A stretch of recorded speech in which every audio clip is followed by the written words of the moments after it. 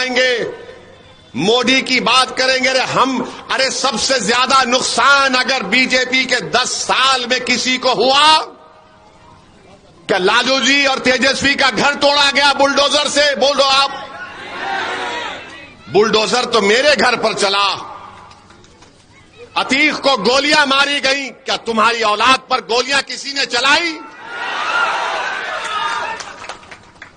شہاب الدین jail میں تھے تو سیوان کی سرزمین شہاب الدین کو نہیں ملی دفنانے کے لیے. ہم پہ ظلم ہوا کہ تمہاری بیٹیوں سے حجاب کھینچا گیا. کیا ہماری عزاؤں پر گالیاں دی گئیں؟ کس نے کیا یہ؟ 100 سال کا مدرسہ بہار کا جلا دیا گیا. بتاؤ آپ کون ہیں deputy chief minister? Tejashwi Yadav ہیں. ارے تم کو اگر اتنا ووٹ کی فکر تھی تو تم جاتے اس جلے ہوئے مدرسے کا معائنہ کرتے. تم نہیں گئے. سیوان کا ایک 7 سال کا بچہ, اس کی ماں پکارتے رہی کہ میرا بیٹا 7 سال کا ہے. جو 16 سال کے کم عمر کے ہوتے ہیں وہ جیل کو نہیں بھیجائے جاتے, ان کا ایک الگ گھر ہوتا ہے بچوں کا, جوونائل ہوم کہتے ہیں انگریزی میں.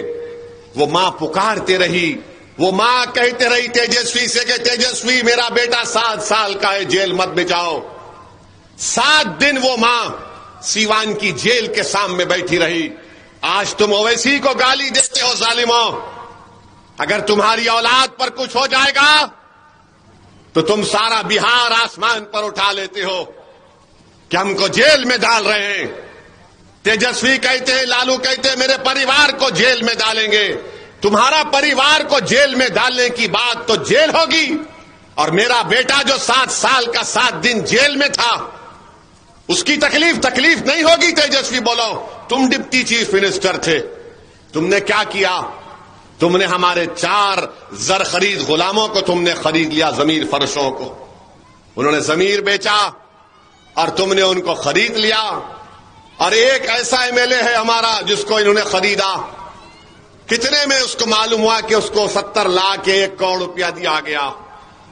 وہ جا کر اپنا ایمان بیچ دیے اور دبئی میں ہوٹل کھولتے ہیں. وہ دبئی میں ہوٹل کھولا, ہوٹل کا اناگریشن کروایا کرکٹر اظہر الدین سے. اور آپ کو معلوم ہوٹل کا نام کیا رکھا اس نے؟ حیدرآباد بریانی ہاؤس.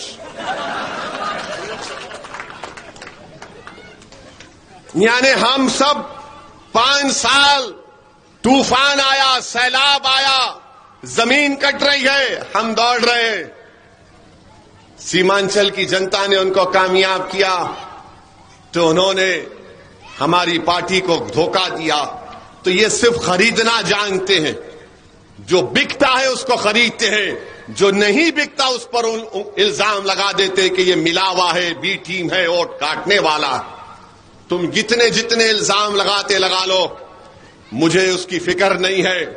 کیونکہ جب ہم سب دوبارہ زندہ کیے جائیں گے اس وقت یہ جو الزام لگانے والے ہیں تم تیار رہنا, اللہ کے دربار میں تم کو جواب دینا پڑے گا. جب مجھے کوئی فکر نہیں ہے, الحمدللہ مجھے کوئی فکر تھی نہ رہے گی. تمہارے ان جھوٹے الزامات کی میں پرواہ بھی نہیں کرتا. بلکہ سنو راجد اور کانگریس کے لوگوں, تمہاری جھوٹ کو میں اپنی جوتی پر بھی نہیں رکھتا ہوں. تم صرف جھوٹ بول سکتے ہو. میرے عزیز دوستوں اور بزرگوں, اسی لیے ہم آپ سے کہہ رہے ہیں کہ اپنی طاقت دکھائیے. ہم نے یہاں پر فاروق رضا کو ہمارا امیدوار بنایا تو لالو پریوار پاٹلی پترا کے گاؤں پھر رہا ہے بھیک مانگتے ہوئے کہ ہم کو ووٹ دے دو, مجلس کو ووٹ مت دو. اگر ہم امیدوار نہیں دیتے تو کیا لالو کا پریوار پھرتا گاؤں میں؟ مگر کیونکہ یہاں سے ہم نے ایک شیر کو اتارا تو شیر کے ڈر سے سب بھاگ رہے ہیں.